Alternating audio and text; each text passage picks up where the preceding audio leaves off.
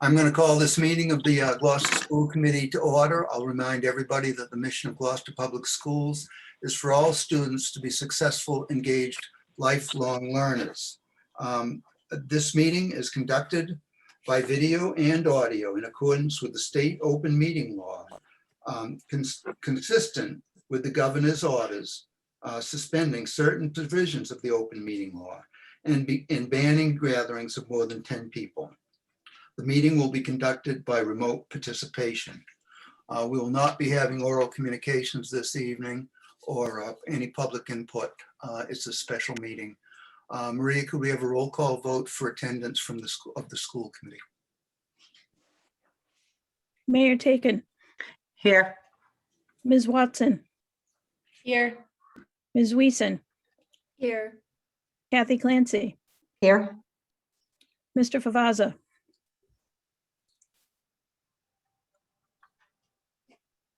Mr. Joe. Favazza, Sorry, I couldn't hear you. Is this attendance? I'm here. yes. Chairman Pope Here. and Ms. Prince. Here. Thank you very much. I'll turn it over to Council President LeBlanc. Thank you, Mr. Chairman. So this evening in attendance, we have myself, Councilor LeBlanc. We have Councilor Gilman, Councilor Pett, Councilor Memhard, Councilor McCarthy, Councilor O'Hara, and Councilor Holmgren. Councilor Cox is not with us this evening. She may be tuning in later this evening, and Councilor Nolan will not be with us this evening. And before we start our meeting this evening, the chairman and myself got a memo from our general counsel this afternoon on some guidelines that we would like to set up before we start the meeting this evening. So as we all know, we are in litigation, and we have three little factors that we want to touch on before we start our meeting. So in litigation, the first thing is anything having to do with Article 97 process regarding Mados Field will be off the table tonight because it's in litigation. Number two, anything having to do with the transfer of Mados land from the city council to the school committee will be off the table for discussion this evening because that is in litigation also. And number three, anything to do with the MEPA review of the project, other than the Doran Whittier's brief comments that it is complete, we will not be discussing this evening. So just a couple of guidelines before we start the meeting tonight so we don't find ourselves in any red tape. So I will hand it back over to you, Chairman. Okay. Will you please join me for the flag salute? I pledge allegiance to the flag of the United States of America and to the republic for which it stands, one nation, under God, indivisible, with liberty and justice for all. Thank you.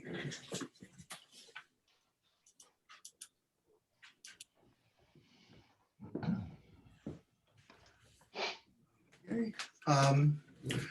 As we start our presentation, I'd like to start by, Ben, is it you or Michelle that are going to be sharing the screen? Okay. I'd like to ask you all to hold questions until the end of the presentation. It's a very lengthy presentation and it covers a lot of ground, and we'd like to get through it and then open it up for discussion, if that's possible. Yes, sir. I agree with that also. So any counselors, any questions, if you'd like to write them down and we'll discuss them at the end of the presentation, that's fine with us. Thank you, Chairman. Okay. All right. So we're going to start the presentation, and the presenters, we have Michelle Rogers here from Doran Whittier. We're also joined by Brad Dorr. I'm not sure whether he's going to be involved in the presentation or not. We have Principal Matt Fusco from Veteran School and Principal Amy Pasquarello from East Gloucester School, and myself and Superintendent Lummis will be doing the presentation this evening.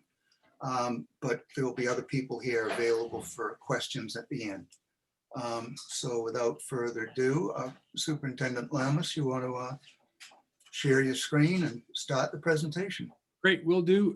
Thank you, folks. Good evening, city councilors. Good evening, school committee, members of the public.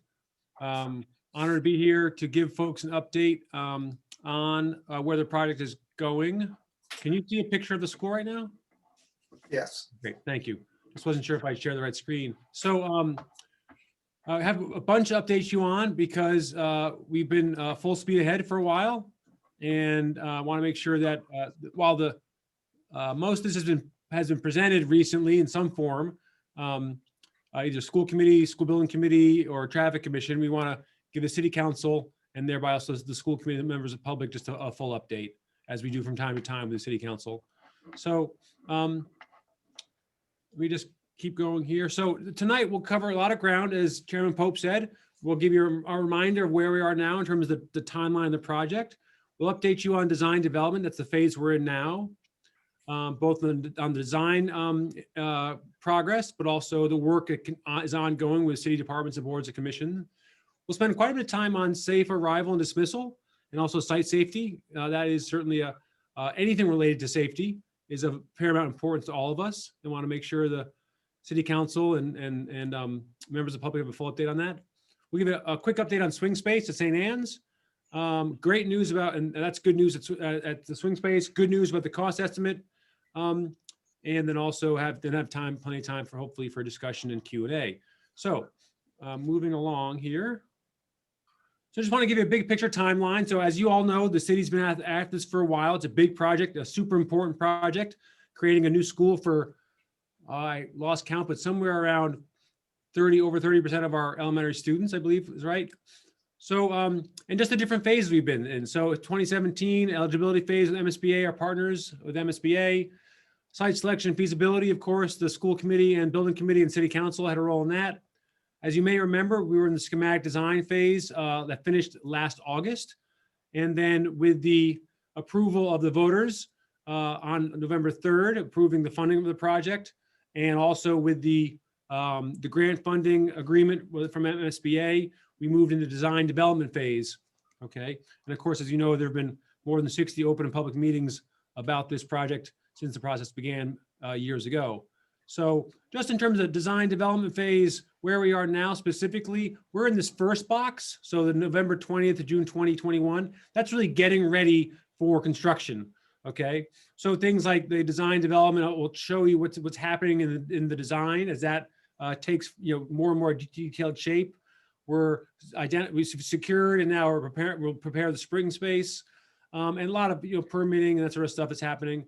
Breaking ground will happen summer of 2021, so upcoming. And then substantial completion of the project happens by 2 years later.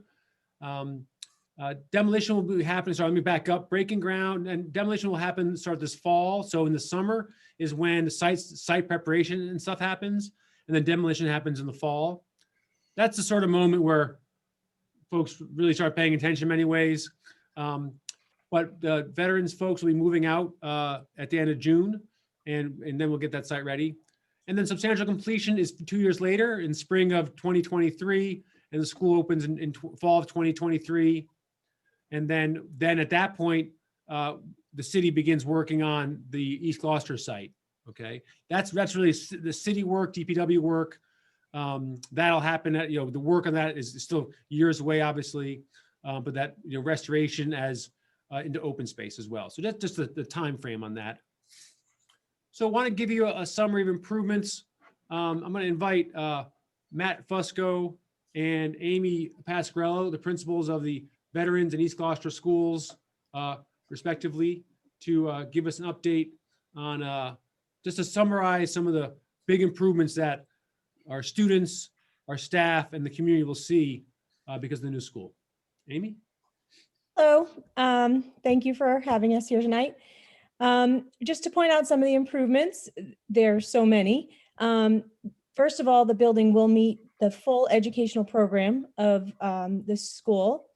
I do want to point out that along the way, we started out by creating the educational profile, and then the building was designed to meet those needs.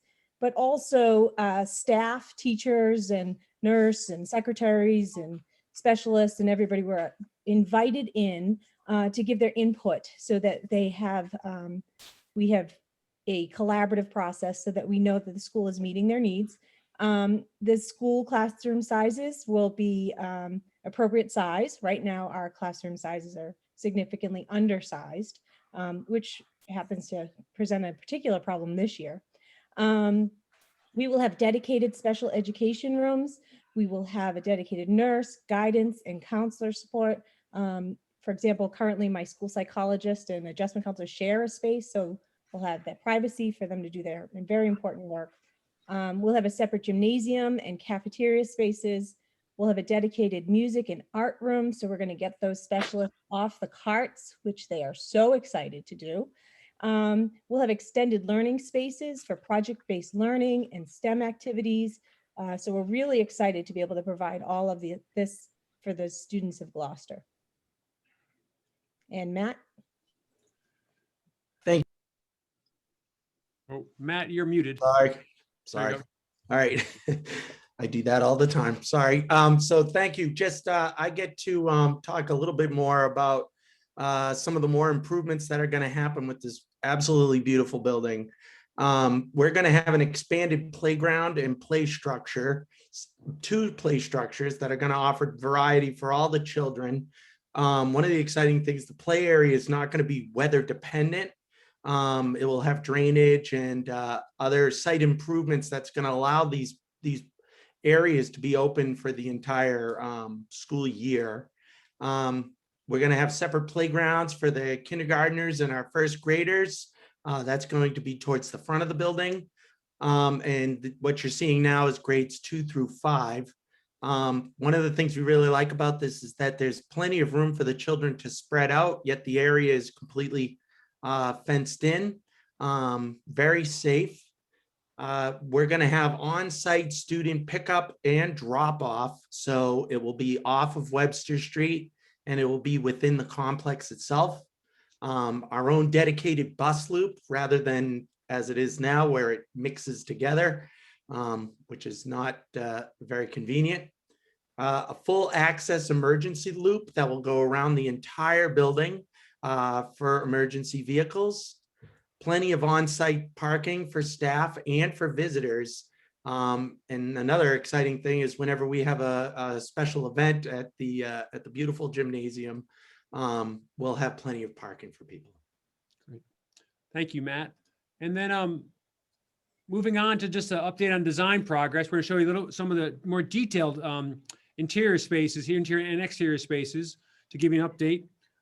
First, just to sort of catch you up, you may remember in the schematic design phase that the images and the design looked like this. This is actually taken from the schematic design presentation and submission to MSBA. But you can see that the spaces are basically, sort of boxes. They're determined where everything's going to be and what type of space it'll be and the size. But you can't build a building from this. So design development is really about moving the drawings to this level. And this is a level, of course, a blueprint level where our contracting and construction team can really actually be able to build the building from that. So that's really the main avenue. This is one of the priority areas for the design development phase. The other is identifying all the materials, paint colors and everything, and brick color. And so we want to have Matt and Amy also describe to you some of the developments that have happened since then in the interior and exterior. So they're going to highlight a few of those.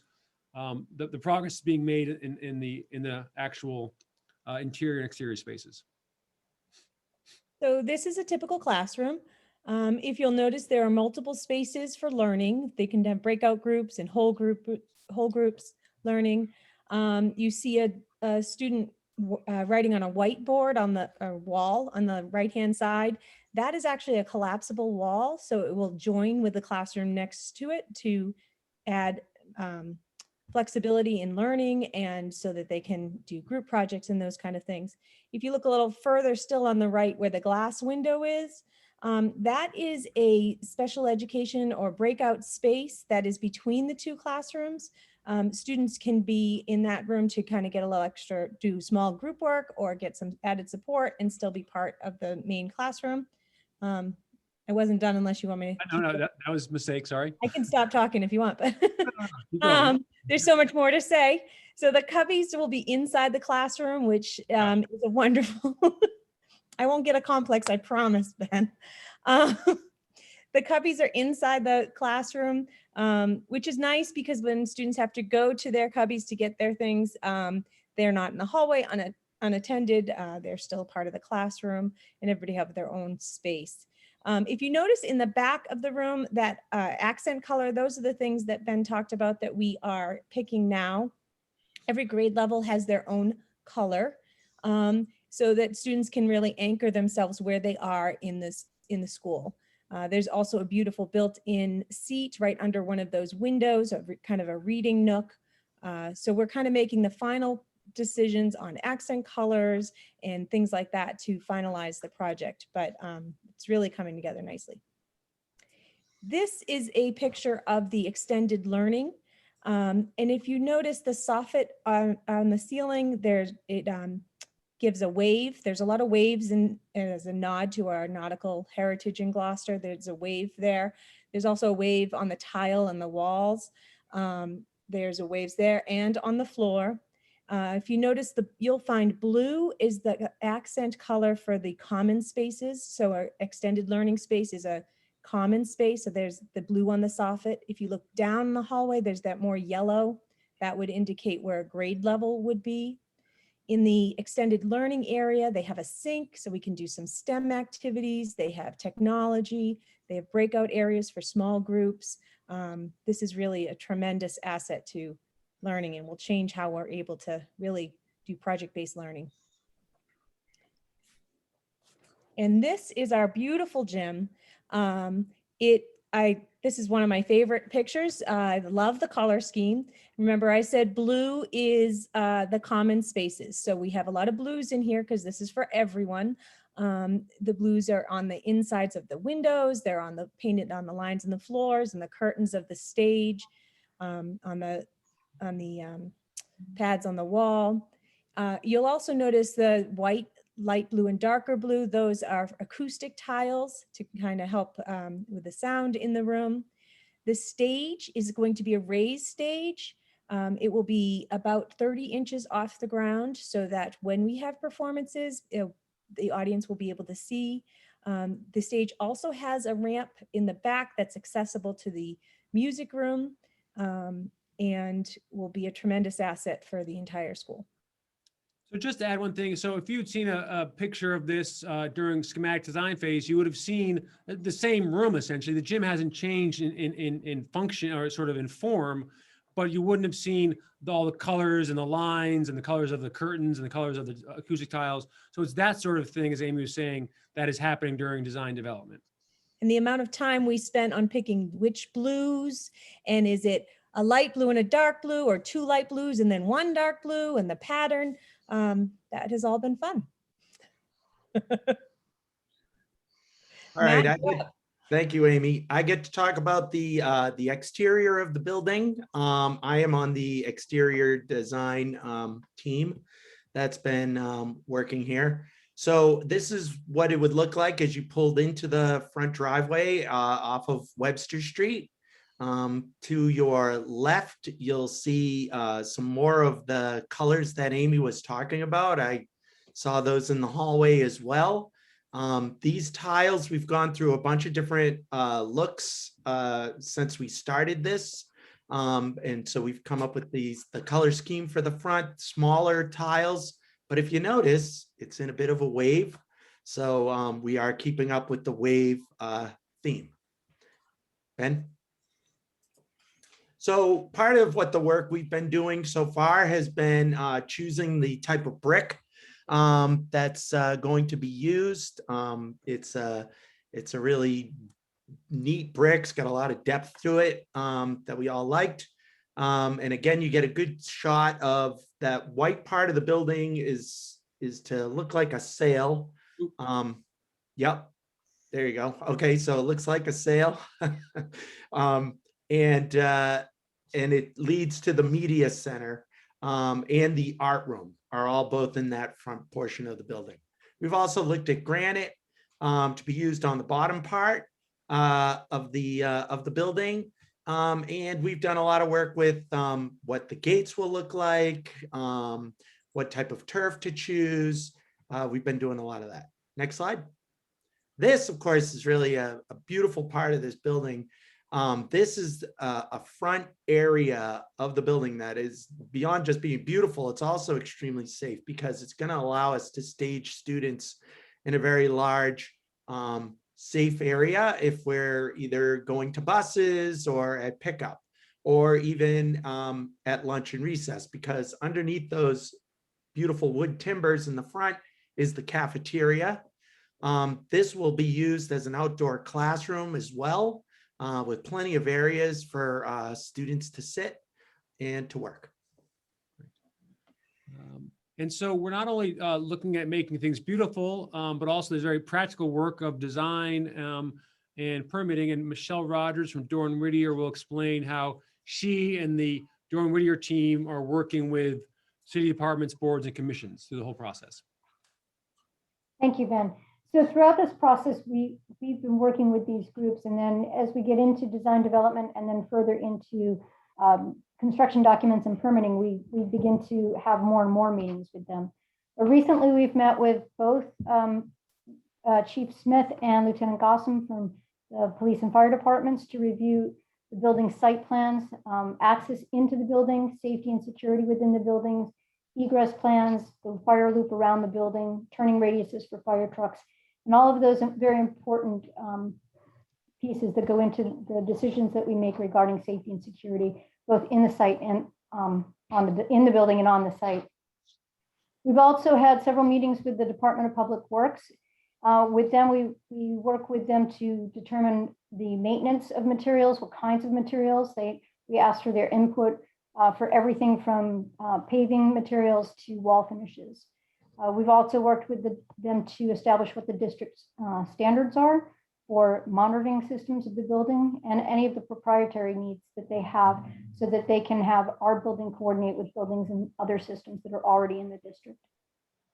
As Amy mentioned, we've been meeting several times with teachers, administration, department heads throughout the entire process. They were with us very early on when we started laying out the adjacencies of classrooms, and we come back to them as we move throughout this process. We've met with the director of food services, and we'll be meeting with them again in, I think, next week, actually, just to talk about how food service gets organized, where the cooking stations are, how all of that functionality within each space works. And then we take that and we implement it into our plans. We go through the building again with each of these departments before we complete the drawings. We're met with district IT, and again, to determine technology that works within our building as well as within any of the district standards. That includes communication systems and security systems throughout the building, any of the technology needs that the building might have. We look not only to today's technology needs, but we try to project into the future for those as well. We've met with both the building inspector and the electrical inspector as a pre-meeting, just to determine the code outlines. We've walked them through our code assessments. We begin to start our permitting process in the next few months. So we start next month, we'll start beginning to meet with these groups a little bit more formally. If you scroll down again, please. That will include the Conservation Commission and the Planning Board as we go through our permitting process. And we've done a presentation to the Traffic Commission, and we have some recommendations that we've put into the Traffic Commission. We're looking for some feedback about things that can happen not only on our site, but off our site too, that will help with the safety and security around the entire neighborhood and the major streets that connect to the site. Great. Thank you, Michelle. That is obviously a lot of work, and all the work, to make sure that it's city departments, boards, commissions are looking at the project from all angles, making sure it's progressing on time. So Jonathan, if you could help us introduce the next section here and also do the next slide too, that'd be great. Sure. As we develop our plan, we have control over the site, but we don't have control over the the area around it. There's a lot of things that are going to be coming up that we are going to need to partner with the city to resolve, to seek out and derive the best possible solution to the problems that will arise. We know that traffic is a problem everywhere in Gloucester, and it's going to be a problem here, but it can be mitigated. A lot of mitigation will be done by the site itself and how we deal with pickup and arrival and departure of students and arrival and departure of buses. But we are going to need some help with some of the issues that we'll talk about in the upcoming slides about public ways and sidewalks and curb cuts and perhaps one-way streets or that sort of thing.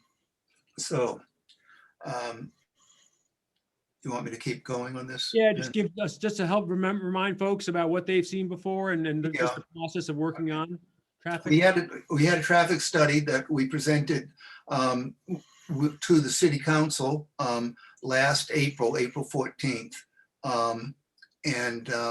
If anybody, remembers that far back, it was a Zoom meeting. One of the beauties of Zoom, of course, is that you can go back and watch it again anytime you want.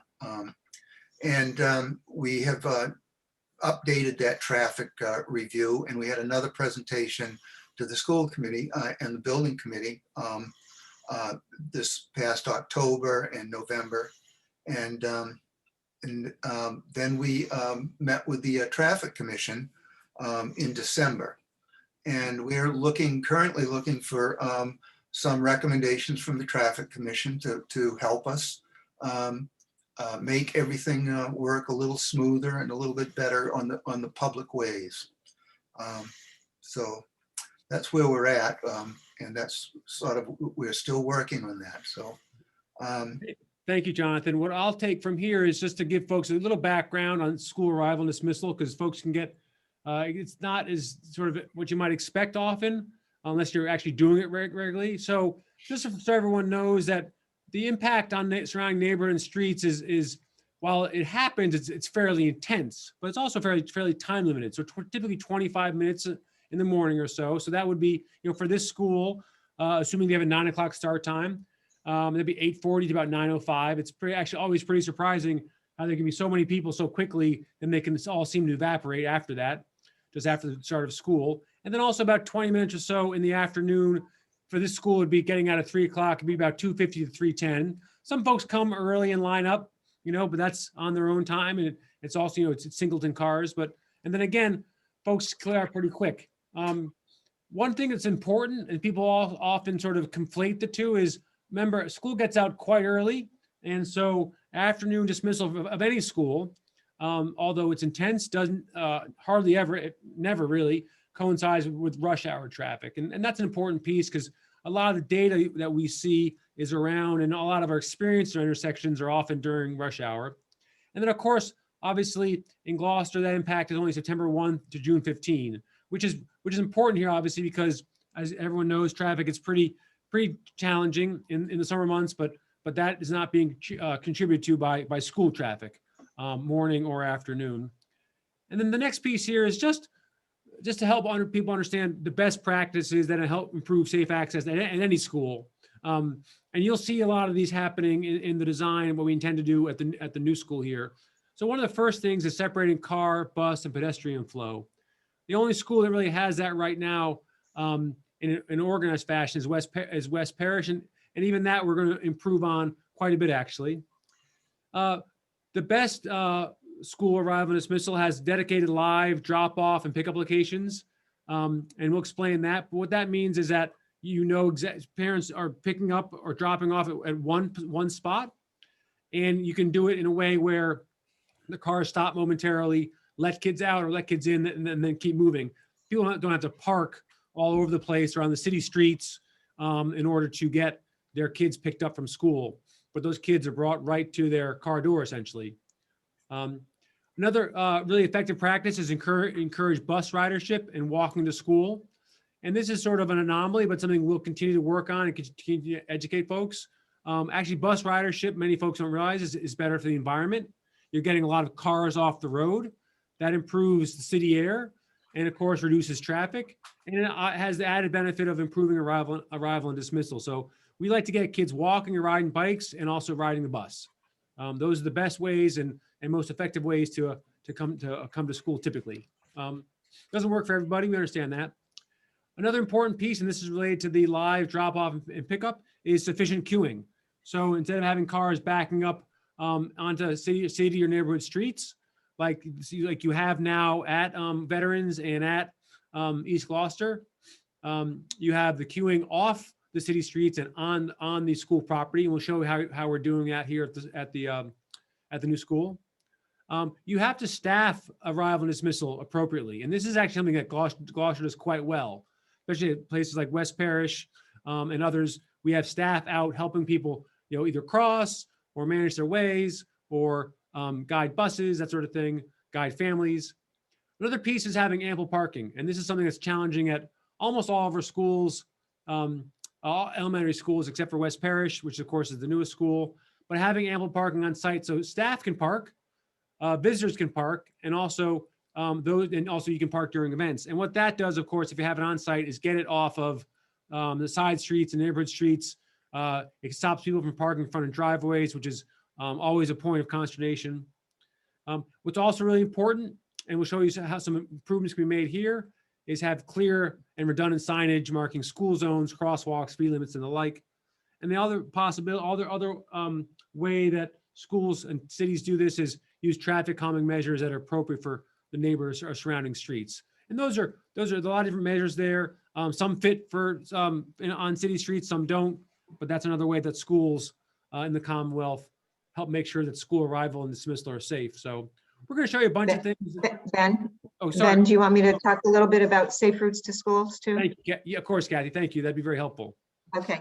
So one of the things that really was comforting to us is after the presentation by Michelle to the Traffic Commission, our contact at Safe Routes to Schools, which is a Department of Transportation department, reached out to us to say that they were very pleased that incorporated into this design by Doran Whittier were so many of the best practices that they look for. All the ones that Ben just mentioned, but they specifically cited those as being things they would look for and make a recommendation, but they were very pleased that we already had them in.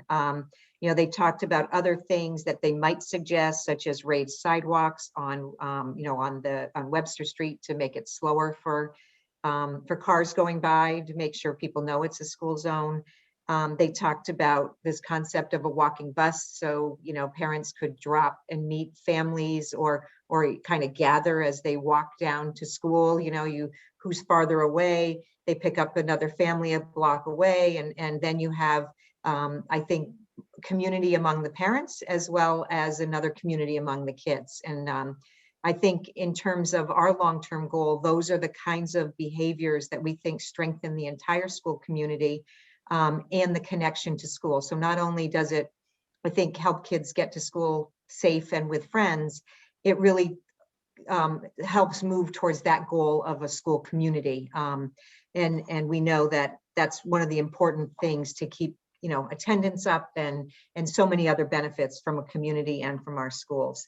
They talked about how they can help us with education, all the health benefits of this.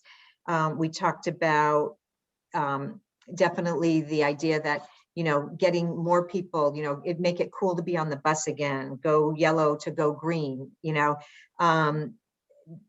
statistics such as one bus equals 36 cars, all these kinds of information that we can hopefully over the next, couple of years, make a lot of strides with our families across the district to hopefully get more people on the bus or get more people coming to school in different ways. They talk about it as arrival and dismissal, not drop off and pick up, totally change the mentality of how our families arriving.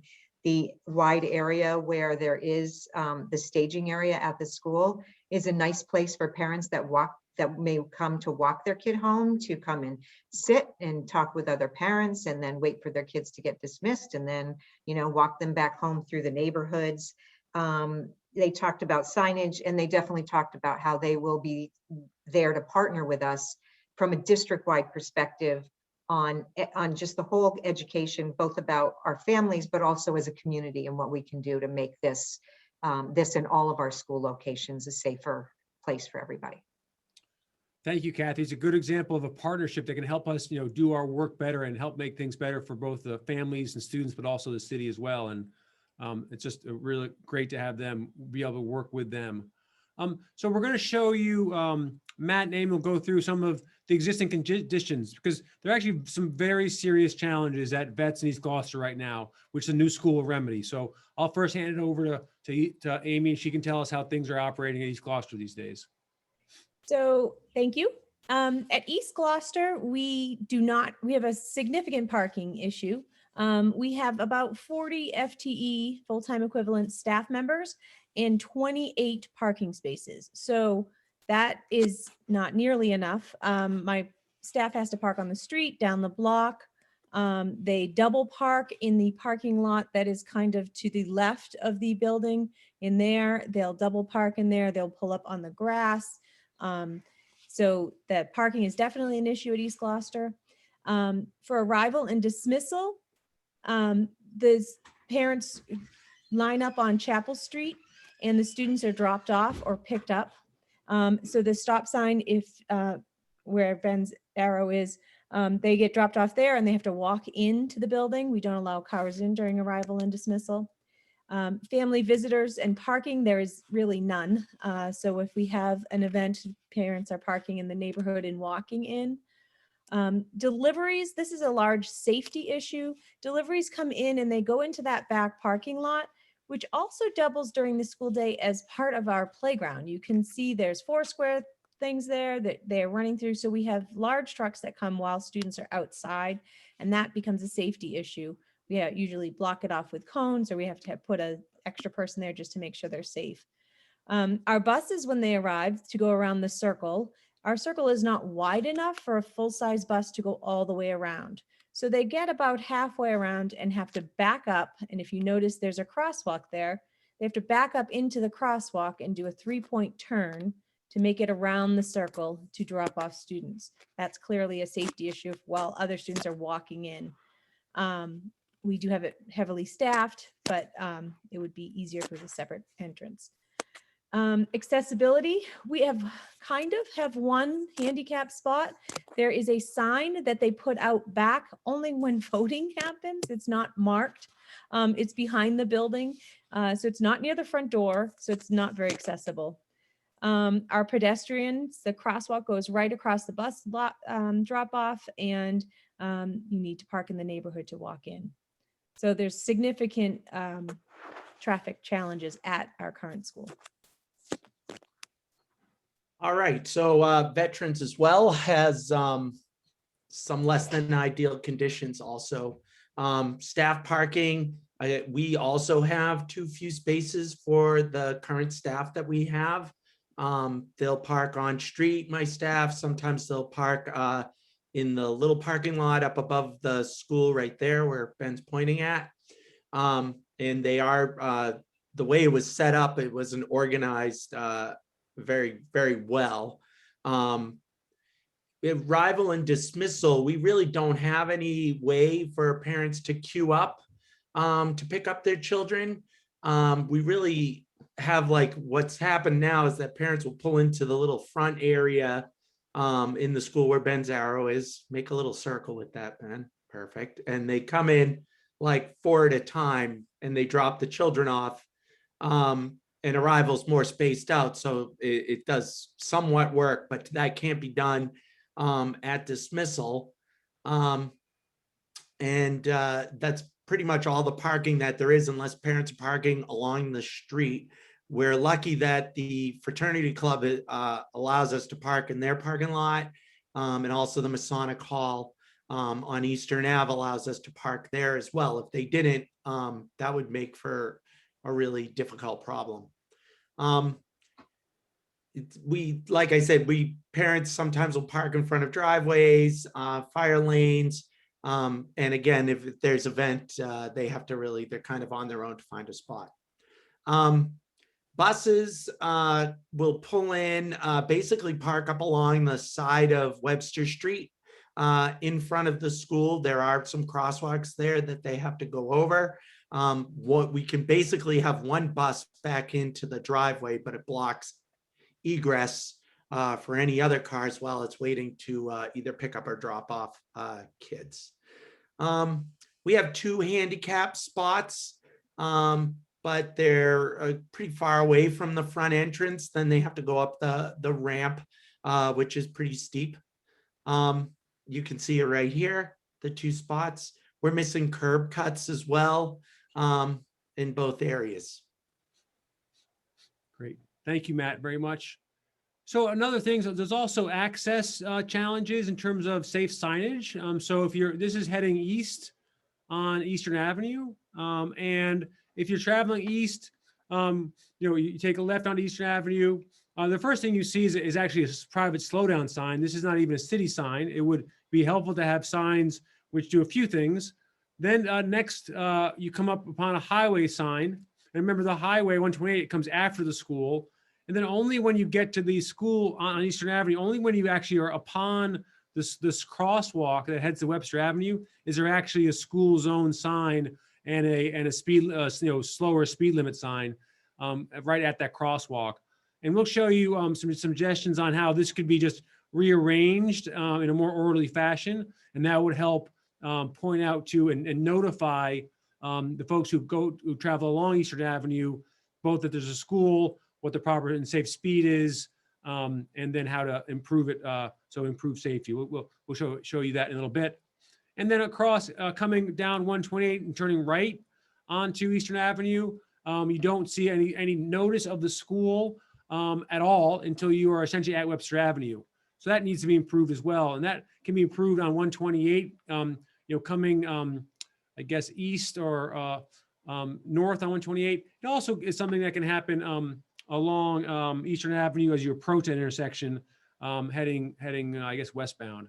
But we'll show you more about that in a little bit. But just some local area stuff. So now we're going to get into improving arrival and dismissal and show you some things that will happen much more effectively and safely at the new school. First of all, some numbers. So obviously it's a larger school. So you'll have more cars entering, presumably more cars entering and exiting during the morning. You'll have more people parking during the day, obviously, because of the larger staff. Now, these are estimates, and these are sort of conservative estimates, which means, as Kathy was talking about, if we get more folks to walk or ride the bus, these numbers would come down, and that certainly would be our goal. And dismissal, because kids stay after school, there's typically it's expected to be fewer cars picking up in the afternoon at that one time of 2:53, 3:10 p.m. But you can see some of those numbers. The question is also, and here's some more numbers in terms of, just right now, this is how many students we have. You see it in the future, 440. We've been sharing that for years now. The number of staff and parking. What's really important here is the arrival and queue capacity and dismissal queue capacity. So right now, as Matt was saying, 4, maybe 6 cars can queue up at Vets. There's no queuing at East Gloucester. In the morning, there'll be 50 cars can be in the queue, all on site. We'll show you how that's done in a moment. And on dismissal, it can hold 90 cars, which is by far the biggest in the district. And that'll be quite a help. So we want to show you now visually what that'll look like. An important thing to remember is about where these students are coming from. So the school here is the yellow dot. The veteran school households are red, so you can see they're centered in the veterans area downtown here. But notably, as we all have learned over the past few years, that the East Gloucester families are spread throughout. So they're obviously in East Gloucester in the area of the school, but many of them, I think 40% of them, are also in your downtown already in the veterans neighborhood as well. Importantly, and there's quite a bit of concern about this, is crossing 128. School committee policy states, and we would enact this, is that any folks who live within the blue border here, the blue line, who essentially have to cross 128, they would be eligible for bus transportation. And we would afford that to them. We do that today, and we would continue it. So no family who doesn't want to, doesn't either have to drive or cross, by walking over 128. That's an important safety feature, safety policy rather, that the school committee has had in place for years, and we would continue that with the school as well. So let's look exactly at some of the on-site improvements. So you'll see these correspond with what we described earlier. So dedicated, separate bus and vehicle access, morning drop-off, pickup can be done on site and live. So let me show you these individually. So let me just actually back up here. So you'll also see crosswalks, a crosswalk that's moved away from the entry and exit. Today the crosswalk is here, and we wouldn't want to have it close to those entryways. A crosswalk here across this entryway, which will have a crossing guard and have staff there supporting them. You have these gates, which are blocking off access to the fire lane or the dismissal loop. So those are safe during the day. No cars can get in this area where students might be during the school day. So let me go through the arrival loop. So what's helpful is we are going to add a right-hand turn lane. So as cars come in the morning, they can queue up in the blue line here, and that has 50. They loop back here, 50 car capacity. And the live drop-off means that 8 cars are dropping off at one point. If you've ever seen how the West Parish, they run it very well, West Parish, 8 cars will move up, all unload at the same time. They all depart at the same time, and then the next 8 cars move up. So it's not 1 car at a time, it's 8 cars or so. Sometimes you can squeeze in a little more if they're small. And that's how that moves quite, when it's staffed and organized and folks are educated, moves very quickly and very efficiently. The next addition here, because folks will line up more in the afternoon, is we've extended the vehicle capacity in the afternoon dismissal beyond and around the back playground for 2nd through 5th graders. Importantly, this will be their safety bollards around this whole place. These cars are typically stationary, are moving very slowly, below 5 miles per hour. We'll have crossing here if necessary for kids to get back there. But typically we like to hold students until dismissal is gone before they run out to the playground, that sort of stuff. And that'll take staffing to make sure that that's all handled safely. But these cars will be going very, very slowly by design, but also by necessity, because they will be stacked up preparing for pickup. And the last piece here is the bus loop. So as we said before, really, really important to separate the car traffic and the bus traffic. And this is an improvement upon West Parish, where you actually have 2 separate drives. There are separate loops at West Parish, but here there'll be separate drives. So that's a big improvement as well. Some folks have asked about the elevation and the pitch of the bus entryway. So this is Webster Street on the bottom here. This is the entry into the vehicle parking lot. This is the entryway into the bus loop I just showed you. This driveway is about 105 feet long. It's quite level for the first third or so, and then goes down, slopes downward of 5 feet between the 52 to the 47. And that covers about 66 feet of linear feet. That grade there is about 7%. It's steep for that pitch, but it's a relatively extended pitch. And in terms of safety, in terms of access, in terms of buses, no problem at all. They will be affecting the grading here to make sure that's a safe entryway on all levels.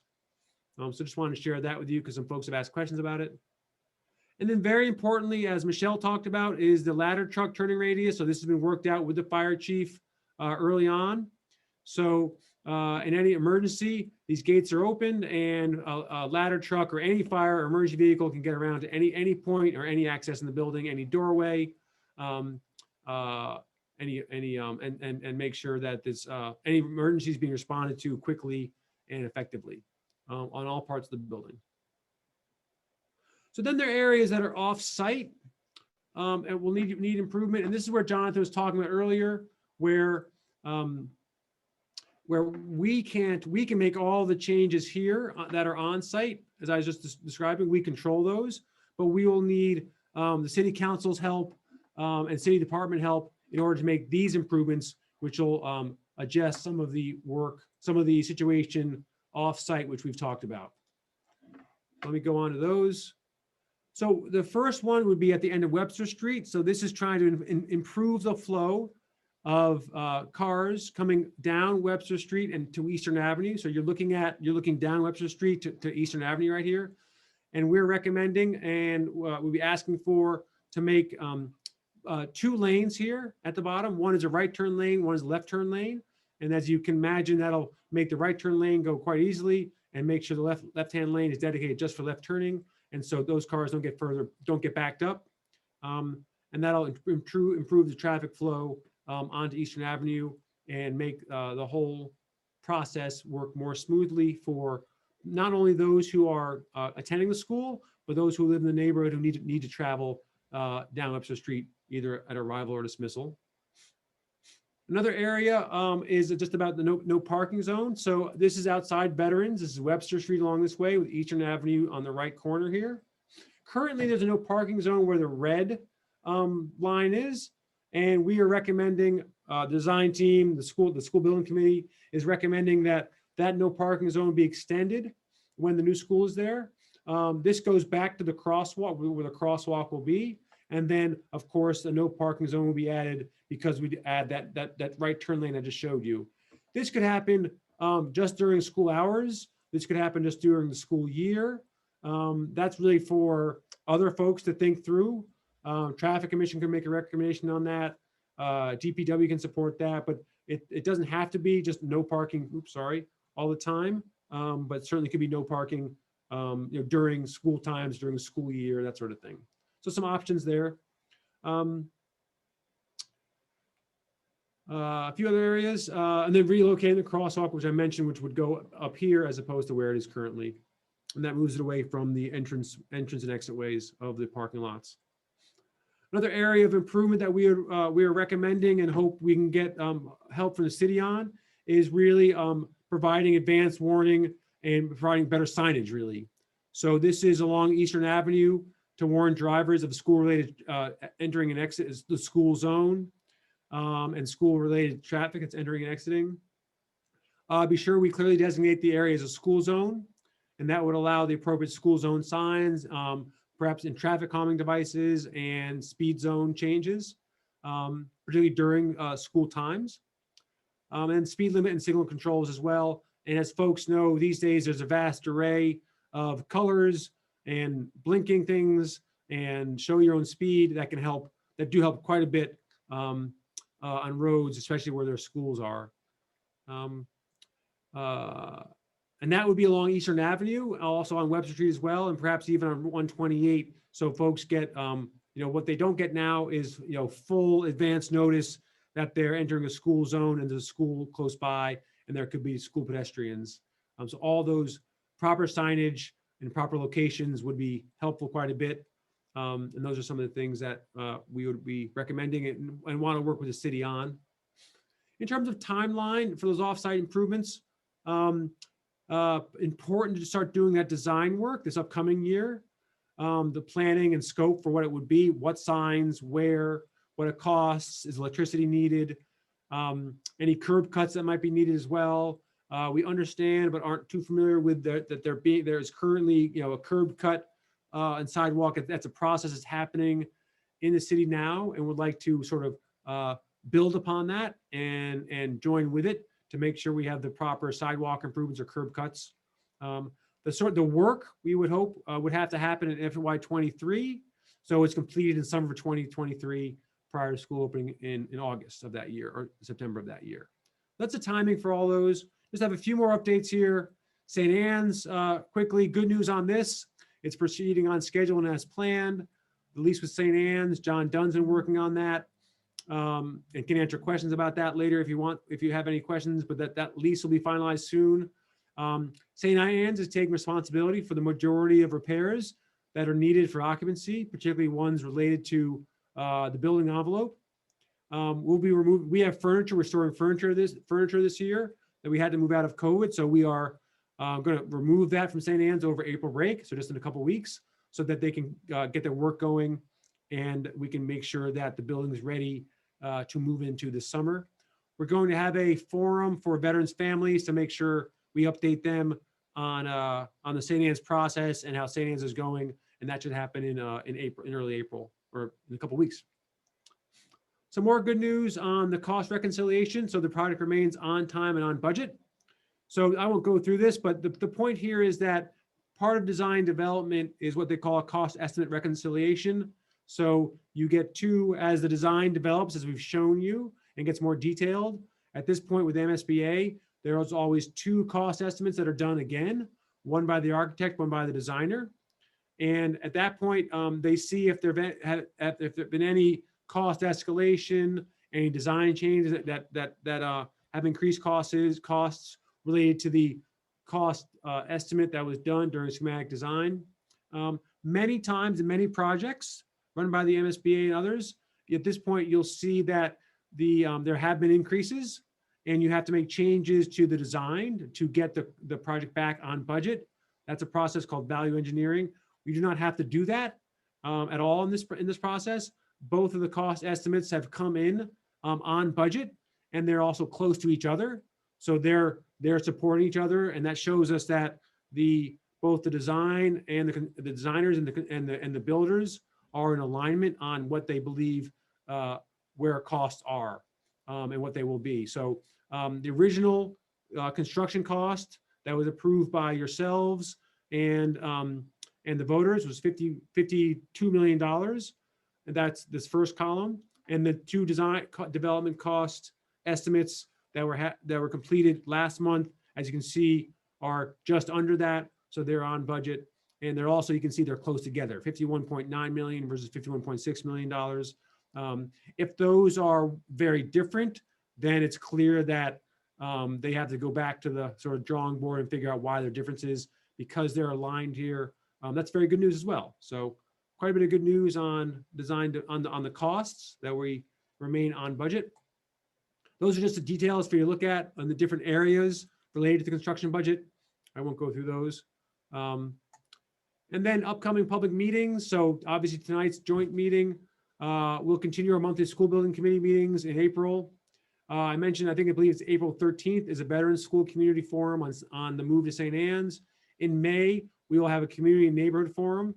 Typically what you want to do with the neighbors is have a meeting early enough in advance of any construction, but close enough to it. That gives them an update on when construction's happening, what folks will do to mitigate noise and dust and that sort of thing. And also safety procedures and safety protocols, and then also communication in case folks need to get information from the project team or the construction team. That'll happen in May. So I will stop talking and take a drink of water. And now would be the time for any questions or discussion or clarifications. I will stop the presentation, but happy to show slides and move back to them if people want to look at something again. Okay, so we're going to open, Council President LeBlanc, we're going to open it up for a discussion now. Would you like to do the honors of recognizing people? Yeah, thank you, Mr. Chairman. Do we have any councilor questions? Councilor Gilman. Thank you. That was a great presentation. Thank you. So one of my questions is, I think Superintendent Lummis was talking about the bus radius, and it was pretty huge in terms of what was circled as being on the side of the highway that was not able to cross the highway.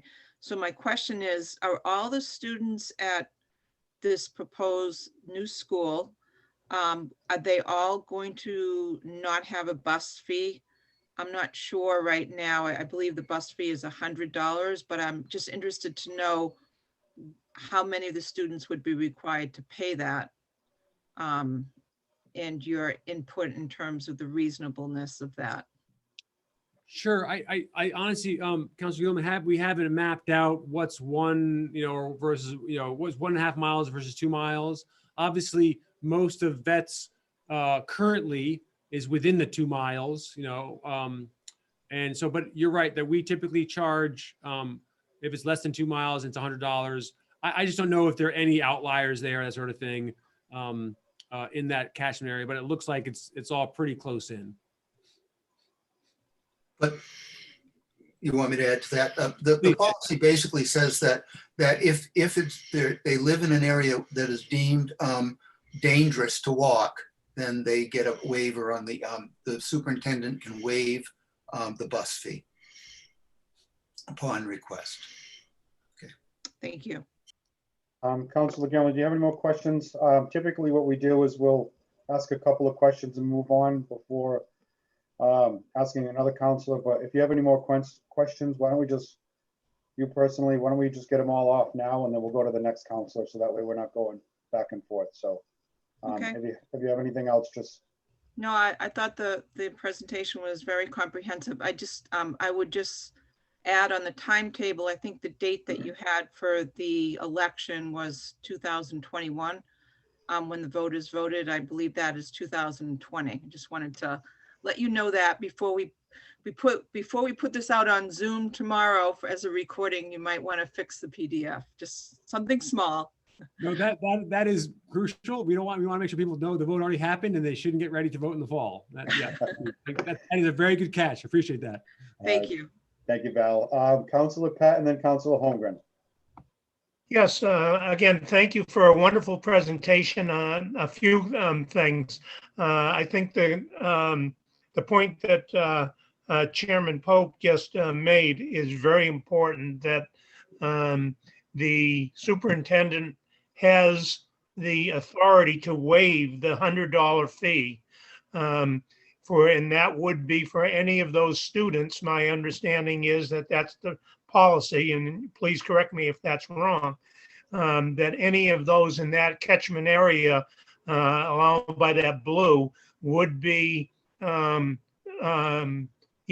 be allowed to apply for that waiver.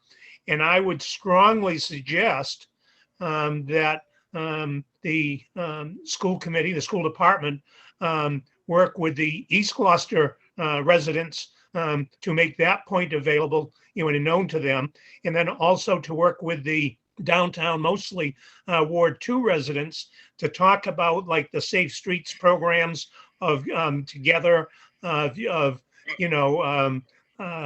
carpooling, if you want, or community grouping. So you have the two different, aspects of things. Second of all, when you were talking about having the community meeting for the Ward 2 downtown residents coming up this month, I would encourage you and see if you have a way of, because one of the questions Chairman Pope has asked was of both Councilor Memhard and myself, was how we can, get the word to the surrounding residents about, photographs for construction damage, et cetera, that we take a look at the assessor's map of who owns what property, and maybe try and get, number one, not only the property owners, but in many cases, especially downtown, there are residents that are in these buildings, and those are the people that are going to the school. And hopefully you can get them together on this meeting to explain everything, and also have a way of getting the contractors access to be able to get the photographs necessary to ensure that there's not damage done to properties, et cetera. So I would hope that you could sort of work on a plan between now and that meeting, which I don't know of the date. I didn't see a date, it just said April. But hopefully we can get everyone involved at that same time. And even though it'll be a complex, process, I think that'll be a good time to address that, both of those issues. Thank you. Absolutely. I think that's I couldn't agree with you more on that one. Both what Councilman Pett is talking about is just, in any larger project like this, there's a buffer zone, to which that the construction team will take photographs and assess, and then look at, structures to make sure that if there's no damage from, drilling is unlikely, but any compacting, that sort of stuff. And there's that communication and outreach to families, which we need to be doing. And then also making sure they're aware of, the forum, obviously. But yeah, absolutely. That could be leafleting, that could be, social media, that could be any help that yourself and Mr. Memhard could provide in terms of knowing the constituents there. That actually will be in May. The April forum is for veterans families about swing space. So we have some time for that outreach, which is very important. So thank you. All set, Barry? Okay, Councilor Holmgren. Thank you. I want to thank the school committee administration and Doran Whittier for this important work, especially taking into considerations the lessons learned from West Parish. As a West Parish parent, I really do appreciate it. Along the lines of buses, the bus fee for West Parish has been waived because walking to the school is dangerous. I feel it would be disingenuous for the city to charge a bus fee at all for busing students to this school. And further, I'm wondering if consolidation would mean the need for fewer buses down the road. I've brought this up with Chairman Pope a number of times. I am thinking that waiving the fee, although I know we have bottom lines to meet, and I know that we're very concerned about money, especially now, would incentivize more parents to send their children on the bus. So that's something to consider, and something I really hope you do consider very carefully. Thank you. Thank you, Jen. Councilor Memhard, did you have a question? Okay. Councilor McCarthy. Yes, I'm concerned about what we heard tonight about off-site improvements. I'm wondering if there's been any estimate as to what the cost of this might be. I would have thought this would have been predictable in the traffic analysis in the beginning, especially the third lane and the eliminating parking on Webster Street, as well as the infrastructure improvements that we're going to have to make. I do agree with Councilor Clancy that there has to be a concerted effort to have more people take the bus, because I just think it's going to overpower that neighborhood if we don't. Does anybody have an answer on any cost estimates of the off-site improvements that were brought up tonight? Michelle, has your team looked into those, the signage?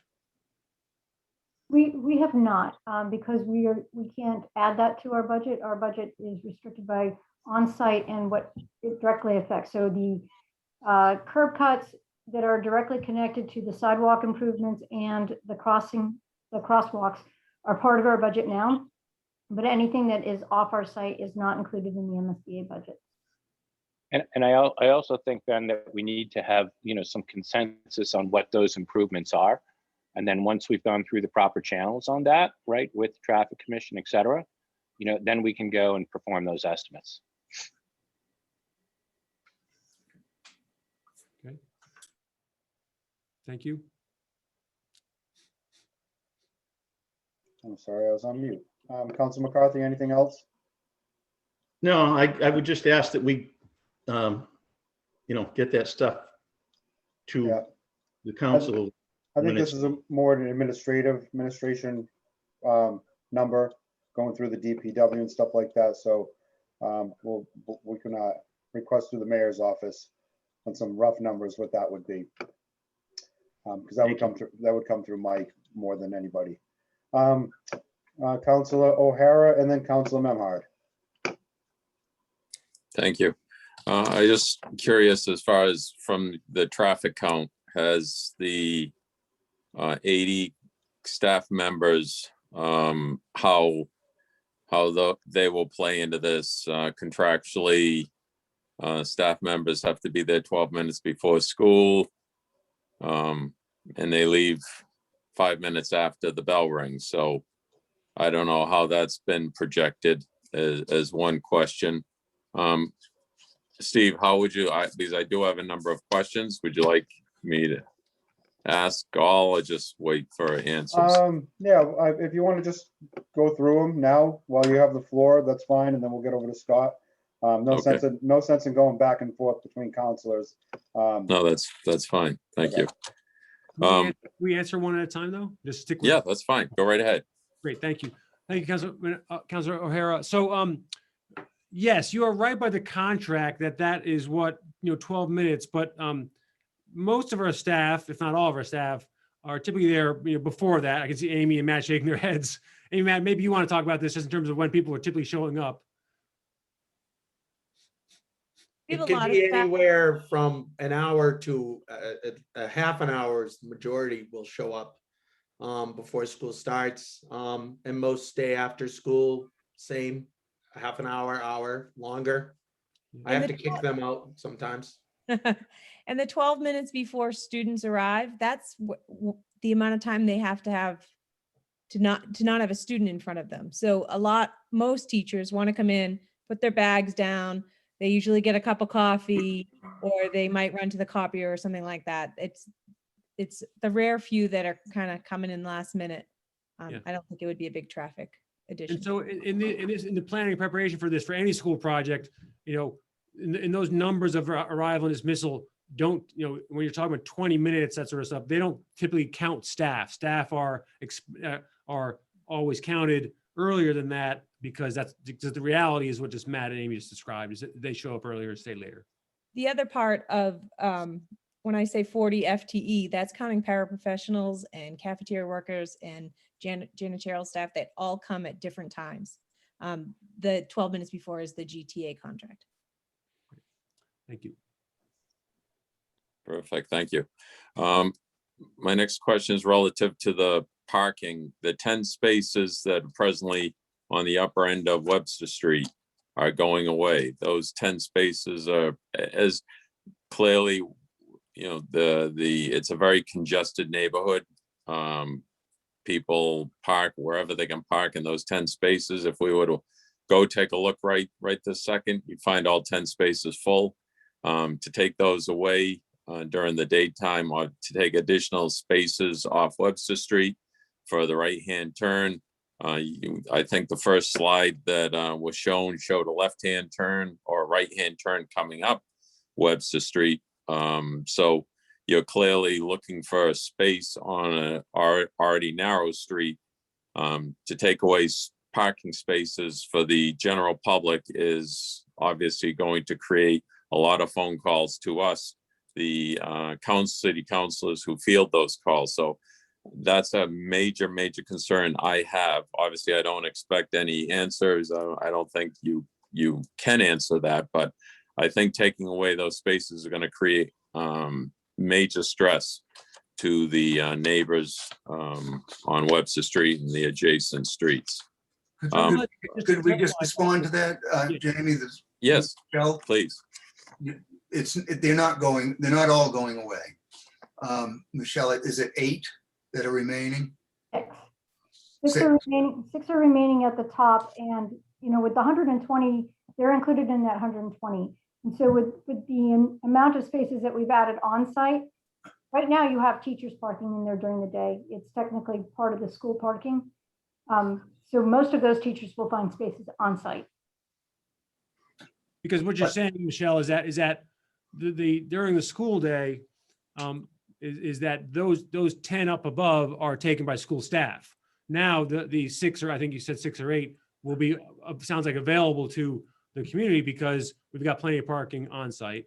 And also where that right turn lane is that goes into the parking lot for the school, that's not parking right now. That's a no parking zone. That's actually driveway at this point or something like that, or it's right in front of the school. So you're right, Mr. Hare, we are requesting help in increasing some no parking zones. As I said, that could, and that this is to be determined, right? That can be during school hours, that can be during drop off and pickup, that sort of thing. So there are different options there, because we do certainly realize that, parking on streets is always a premium and is important to the neighborhood. Thank you. the question is relative to the school as far as, and God forbid, but I think we need to talk about it. If there is an emergency at the front of the school where students cannot exit, students and staff can't exit, they'd be going to the back of the school. What is the plan? Where will the students go to? 400 plus staff. What is the exiting route related to an emergency? Yeah, so just, I mean, we will operationalize those plans in the year or so to come. I would never broadcast those security and safety plans aren't shared publicly for reasons. And so I wouldn't share those here as well.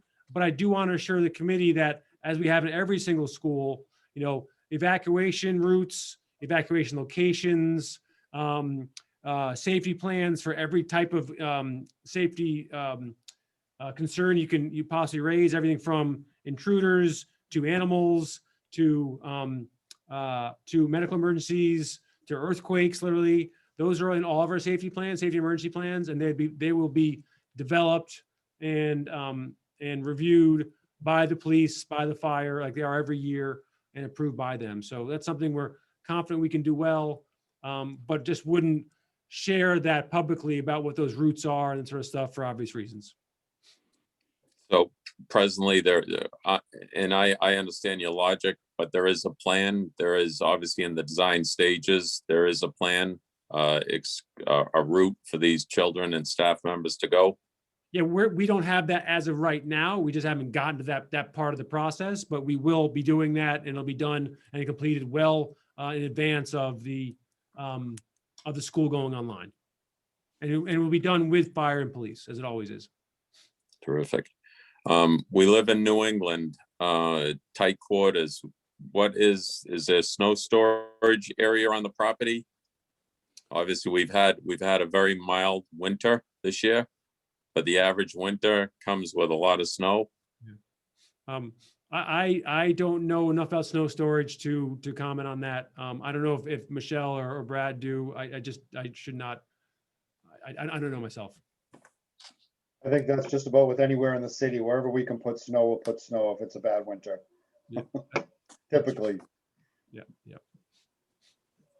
So we have met with the DPW and we met with them very early on. We also know that this parking lot is used by the neighborhood during the snow emergencies, and that this is one of the first places the cars would park there. And so we know that there's some difficulty existing right now getting snow out of there. The future is probably to take it all off site, as you're currently doing for a good chunk of that snow area now.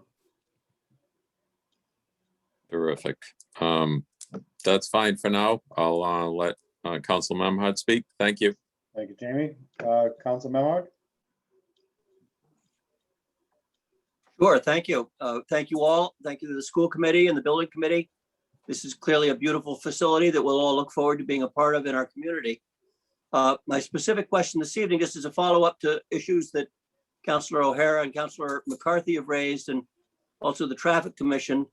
And it really wasn't gotten into in your presentation today in terms of off-site traffic issues. And aside from the busing, I'm just concerned about the safety of crossing the Route 128 extension from Eastern Avenue and East Main Street to the side of Gloucester, and what can be done with the state to address those safe crossings of what's a major highway in our community. Thank you. Sure. So the first effort on that is, as we talked about tonight, is offering bus transportation to anybody who wants it, no matter where they live across 128. So that's the one piece. I think it's well worth working with the state, State Department of Transportation, on what can be done on that intersection. Of course, that extends beyond the school, right? Particularly in summertime as traffic increases and pedestrians increase. But that's something that we'd be happy to work on with the city, DPW, the state, obviously, because any benefits that the city, any improvements the city can do at that intersection benefit the school, obviously. So I don't know if there are any specific recommendations, Michelle, that you or traffic engineers have talked about or concocted, But I know folks would be open ears if there are some specific ones that the city could do.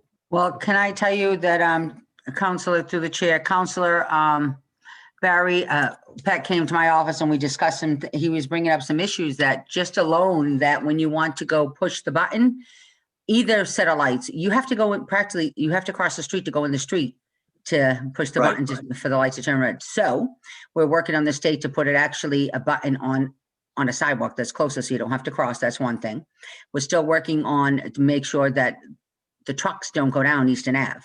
So we're working on that one. And remember that we're working on that's going to be for everyone. So that's not just because of the school, but as the school, we get closer to working with the school and the school is going to be open, we will work with the traffic commission and everyone else is to look at the traffic flow again, because then Wayland will be full.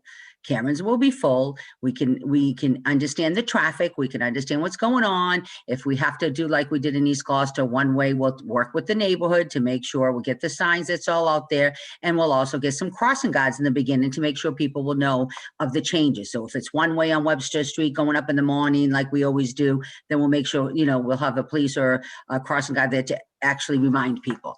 The same thing like we did with St. Anne's when we had to do, West Parish had to be at St. Anne's and we had to, Smith Street's very tiny. We will work with the people, the wards, and we'll get that done. Thank you. Okay, any other councilor questions? Councilor Gilman? A little slow in hitting my mute button, I'm sorry. So I have just a follow-up question. Although it's been close to 10 years since I was on the school committee, I vividly recall that we didn't allow students to cross over the highway. That was part of the reason why we had the no pay requirement for the bus. Is that not the case anymore? Because having an elementary school student, even a fifth grader, hitting the button to cross 128 is just not something that I would feel comfortable about. We encourage them to take the free bus. I'm not sure we can require them to. I'm not sure that we can make a rule that says you've got to take the bus. But if we make it free and we make it accessible and the timing is good, and then we just hope it works. Matt, did you ever something you wanted to say? I don't know of any students from veterans that are crossing that way. No, none of them are leaving the school and going that way. That makes me feel good. That was my recollection, and as a parent, that would be a concern. Thank you. Right, Councilor Pat. Yes, just to follow up on that, as the mayor said, working on a number of issues with DOT about traffic coming down the extension and the Eastern Avenue in reference to both the school and truck traffic, et cetera. The idea of getting the crossing button put in is not only just for the school, but again, as Chairman Pope has said, I'm not sure we can require people to take a bus, and there are going to be some people that are going to choose and they're going to walk. And if we can make an improvement that makes it safer for them, to cross or walk, or for anyone to do so, I think it's important that we do that, and we do all those things. And some of it is going to be, again, as the mayor has said here, some of it we won't know until we open the new school and we find out what traffic, even say on side streets other than Eastern Avenue and Webster Street, maybe Friend Street or whatever, and whether they need to be one way, and have the a lot of the residents have already fought when they've tried to help with traffic issues on those side streets on making one-way traffic. So as the mayor said, maybe it's just during certain school hours, et cetera. But these are just all proactive things to do, I think, And a lot of the stuff with the state does take some time, and the DPW director is working on a program that may be able to help with the eliminating the truck traffic. And we hope to get an update on that in the next couple of weeks. So all of these things are just proactive things that we as a community, not only as council, but a school committee, as whatever, but the administration works for everyone together. Thank you, Barry. Any other councilor questions? Councilor Gilman? So I just have a kind of a follow-up question on this conversation. So when it comes time for more specific conversations about these traffic issues, may I suggest that the ward counselor, Councilor Pett, sits in on those sessions so he can do some of the advocating for what things that we can do to help the schools out with signage and grants and just have council representation, because that's kind of where we start to intersect. And I know that one of your slides was looking for some assistance with some of those things. So just a suggestion through the chair. Thank you. Thank you, Val. I was gonna mention something like that too to Jonathan about possibly having Scott and Barry both be representatives and then designating an at-large person to that represents the city, maybe work these out. You know, we're not reinventing the wheel here when we're trying to flow traffic around schools. We've done it on Chapel Street. We've done it on Davis Extension. We've done it in and around St. Anne's. We've done it over on Concord Street. It's not going to be perfect in the beginning. It's going to be a work in progress. That's the good thing about these amendments that we can make, is that we can retool them as we need and refine them to make sure that we are doing the right thing. Because with what we roll out in the beginning may not be working. So we'll have to bring it back and figure out what's the right thing to do with these neighborhoods. So I think it's a good idea to have a council representative when we start discussing these. So I see Councilor O'Hara, and then I think Joel's had his hand up for a little while here, but Councilor O'Hara, you have another question before we? Yes, please, move on? please. Thank you. I just want to mimic what Councilor Holgren said pertaining to West Parish and learning from issues that do exist at West Parish, that we don't create the same thing at this new school. The mayor and I can reminisce back to O'Malley School and the dual classrooms that were a total failure. I have to, I heard the collapsible walls. Are those insulated so that the two classes can operate totally independently? That's a question. Obviously with COVID, does the school have, and is there any design, obviously designs are changing with the pandemic. Are there any plans to modify anything? Because there is anticipation that things are going to change drastically. And my final question is pertaining to, and this particularly happens in the afternoon, parents and children.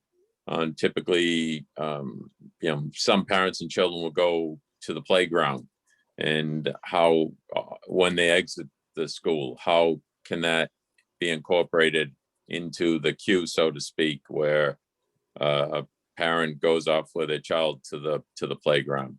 Thank you. Great. So I'll call on Amy to talk about how these aren't these aren't the accordion walls we all remember, Mr. O'Hara, which did not go very well.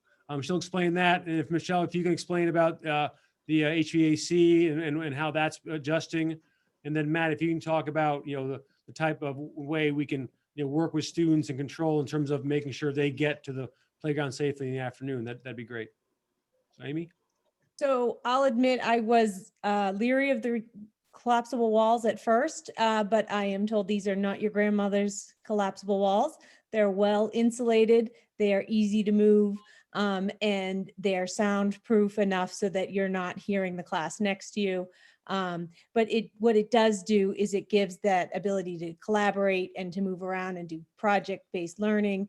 Actually, you mentioned COVID, and I know you want air quality, but with that, it would give us extra space to spread students out if we open the wall. So there's so many reasons that it would be great, and they're not the old-fashioned ones that kind of would get stuck when you slide them. They're well insulated, and they can write on them. They're the walls and like a whiteboard. So I was sold on them. Michelle, can you help us understand any changes that you guys are enacting because of COVID and hopefully no future pandemics? Sure, and I just want to piggyback on what Amy said. So those walls, they're acoustically sound, they're sealed at the top and the bottom. They're made for this kind of environment. We know that, the past people would either even leave them open or keep them closed, and they were failures. We've had these working in other schools now, and people love them. They open them up and they create groups in teaching between classrooms, which is currently occurring over at Veterans, where they have groupings of classrooms that circle through and teach in that way. And so this allows a variety of teaching methods to occur, not only for today's methodologies, but as you're moving forward with the school. As far as the HVAC system, it's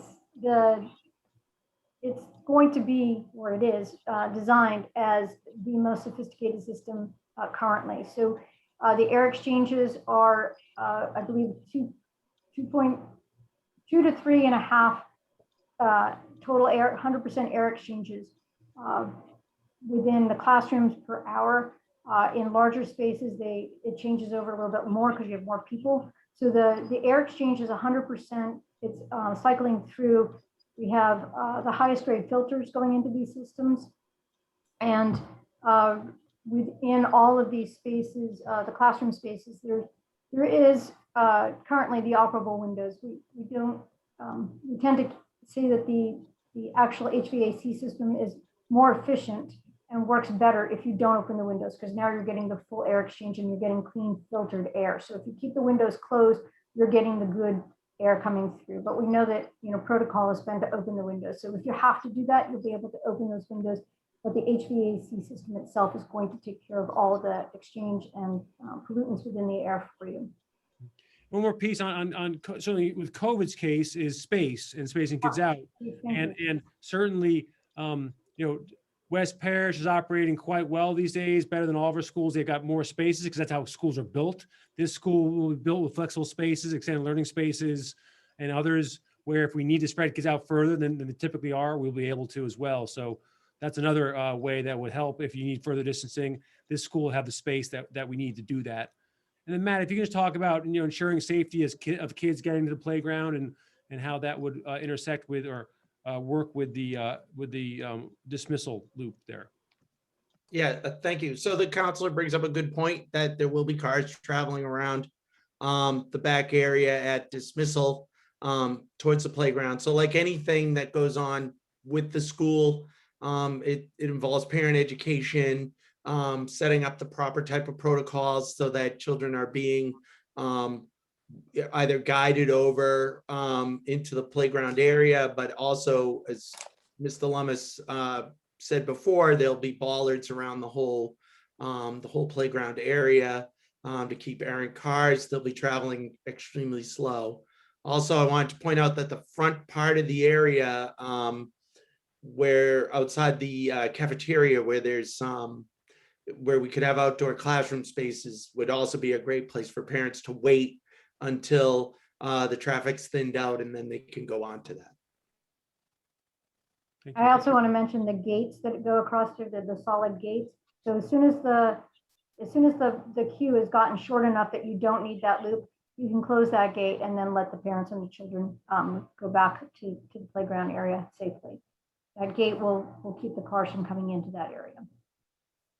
I suspect that would be a fairly short amount of time that you'd have cars going around that back area. As soon as that became smaller, then you could just close the gate. It's all about getting to know the situation. All right, Jamie, any other questions? Thank you. Okay.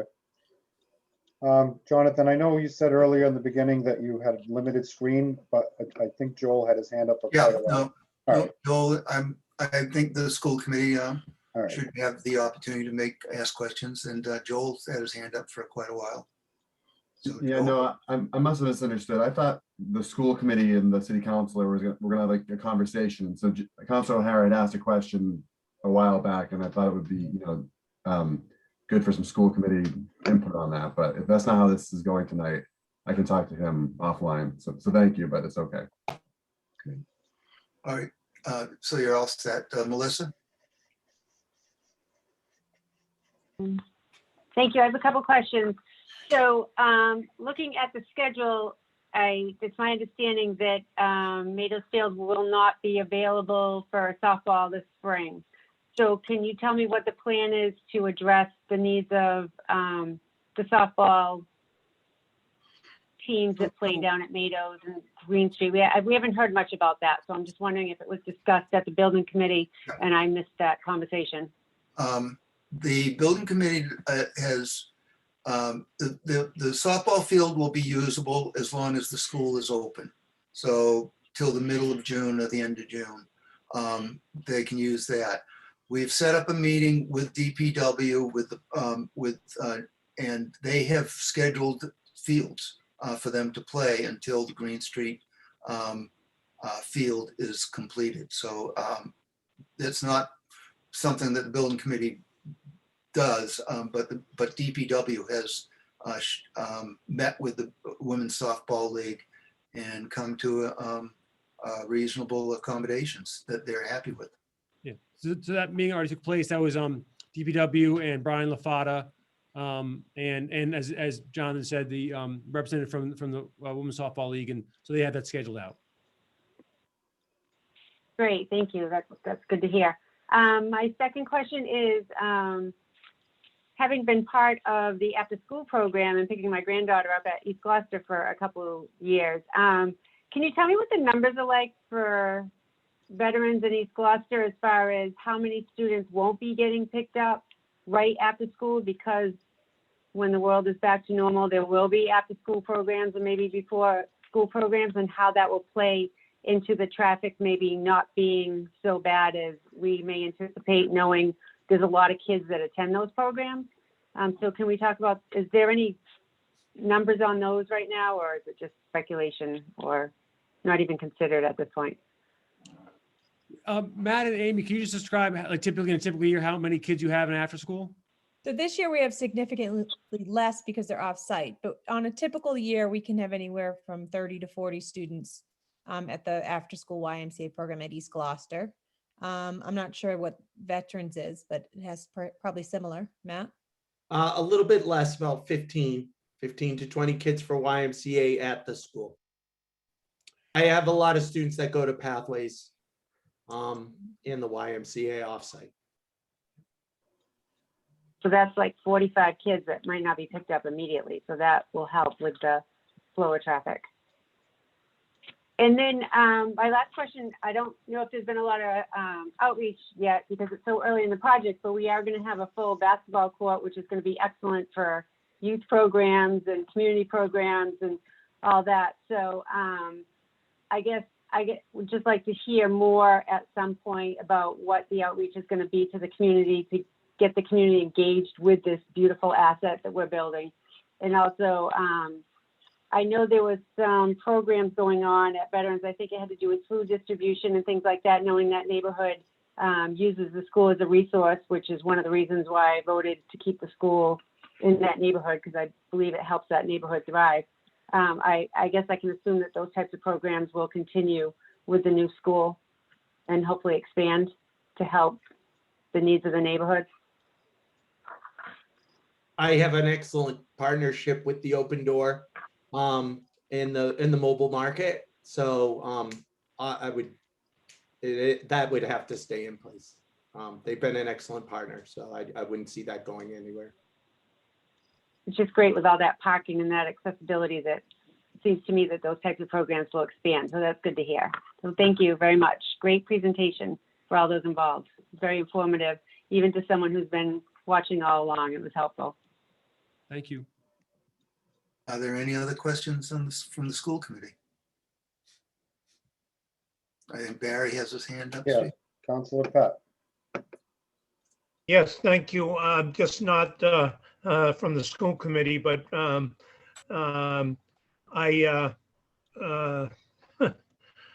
I'm sorry, I just totally lost my train of thought.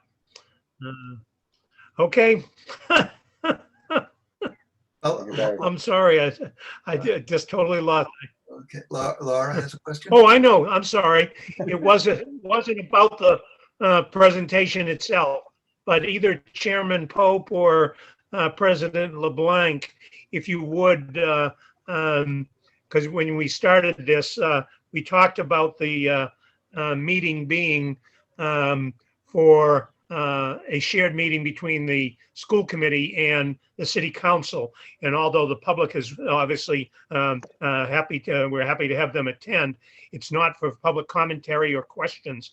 And I see that we have 19 attendees and it's at least one hand raised. So I would just like either the council president or the school committee chairperson to reiterate what this meeting was scheduled as and that it was not for public commentary. Thank you. Thank you, Barry. I think you did a fine job of just explaining it right there. Right. It's a special meeting, and special meetings, we do not have oral communications.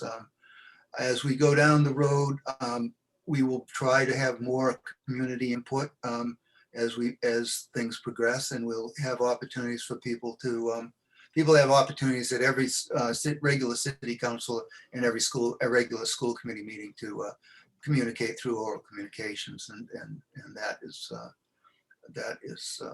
their privilege, and we'll also try to have another community forum probably sometime in May, I think. We were talking about it, but that isn't formulated and I don't have a date yet. Laura had her hand up.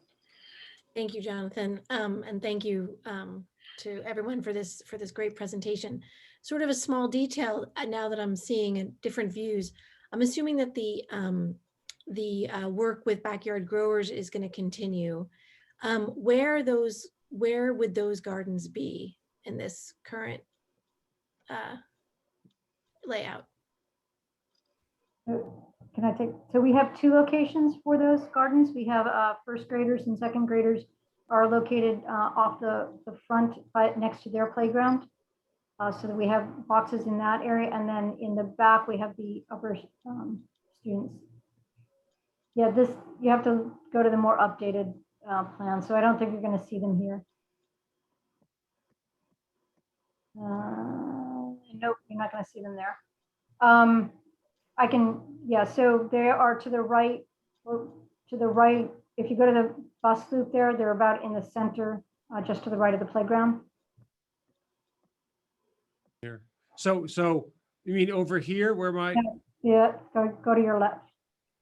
Yep, they're in that area for the kindergarten and the first graders, and then in the back of the school, they're between the two sidewalks that go out. Yeah, no, come down south a little bit. Oh, here. Between those two sidewalks, there are several boxes back there. We've sent the plans to backyard growers, and we've been working with them to determine the size of the boxes and the number of the boxes that are needed. And we've done some solar studies to determine if where we're putting them is appropriate location for the kinds of things that they're growing. Great, thank you. Thank you. It's a great program. Any other questions from the school committee? Comments? Steve, anybody from you? Anything? Any more council questions, discussion? Okay. All right, seeing none. Before we wrap this up, I just want to thank Chairman Pope and the school committee for organizing this evening. Superintendent Lummis, Amy, Matt, Brad, Melissa, Maria for getting this up there, and John for being on the call. Very quiet tonight, John. Thanks for attending tonight, being on the call if anybody needed any questions. So, but great presentation. We're looking forward to it. And I think this is a well-deserved school. You know, we had a lot of discussion about traffic over the past several meetings and things like that. But you think back at these schools when they were built, you know, 60 plus years ago, there wasn't the cars that we have now. So, I mean, obviously there's going to be a traffic issue no matter where we go. Plus our roads are built for horse and buggy, if you think about things. So it's going to be a challenge regardless of where we put the school. So, you know, I think it's a step in the right direction for our city and our future kids. So great job, great presentation, and we're looking forward to seeing this thing. I'm looking forward to seeing this thing built. Okay.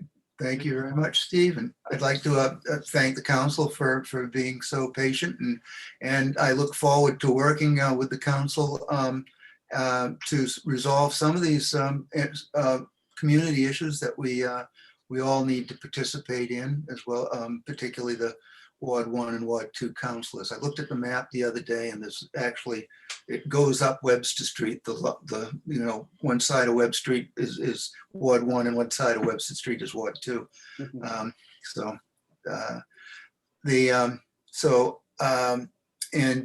I know that the council has many other issues that they'd like to discuss with the school committee, and Steve and I are going to work on setting up another joint meeting in the beginning of May. So Joel, you have some? Yeah, I would just hope, you know, and plan a joint meeting that we could actually have a meeting that feels like a joint meeting where we discuss with the city council instead of just kind of volleying off questions. I'd love to have a conversation with the city council, you know, between all the school committee members and all the counselors. I hope that, you know, I hope it's a different format than what we did tonight, because tonight, you know, the school committee wasn't necessary. Right. Yeah, I think Jonathan and I will hammer out an agenda for the next meeting, and I think it'll be productive, no doubt. Okay. So in closing, Jonathan, do you want us to, seeing that you guys are hosting the meeting, do you want me to close the council meeting before we wrap this up? Okay, go right ahead. All right, so I will entertain a motion to for the city council to close the meeting. Second. So moved. It's been moved and seconded, and we do a roll call vote. Councilor O'Hara, Yes. Councilor Pat,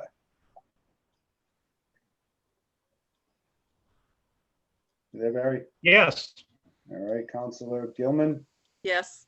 Councilor Holmgren, Yes, and Yes. thank you, everybody. yeah, Councilor LeBlanc, yes, Councilor McCarthy, Yes. and Councilor Memhard. Yes, thank you all. Good night. Thank you, and the city council is adjourned. Okay. And I'll entertain a motion to adjourn the school committee meeting. So moved. So moved. Second. Okay, Maria, could we have a roll call vote? Mayor Taken, Yes. Ms. Watson, Yes. Ms. Weason, Yes. Kathy Clancy, Yes. Mr. Favazza, Yes. Chairman Pope, Yes. and Ms. Prince. Yes, good night, everybody. Thank you for an awesome meeting. Night. It was good to Thank see you, guys. everyone. Night, everyone. Good night. Thank you. Very much. Good night. We'll see you all soon.